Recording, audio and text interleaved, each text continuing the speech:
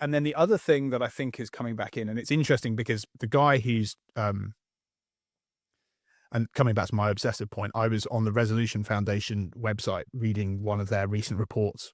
So the Resolution Foundation is a left-leaning think tank.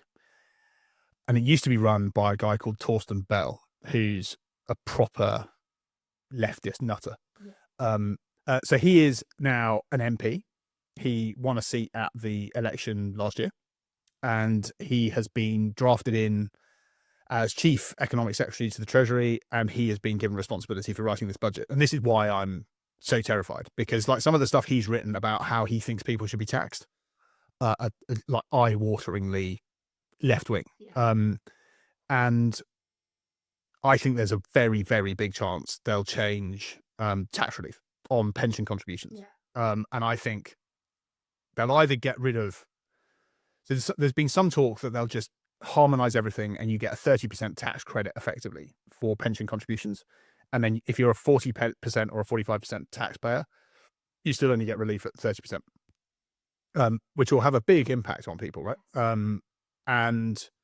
But again, they'll be able to say, yeah, but if you're a basic rate taxpayer, we're actually increasing your ability to get a discount, to get tax relief. So we're helping the working man. Yes, exactly. So it will play into that. And I would suggest there is a more than 50% chance they'll do that, because that would raise a reasonable amount of money. And they're going to have to dip into all these pockets to try and plug this black hole. And the advantage of it is it will mean real money into the exchequer right now.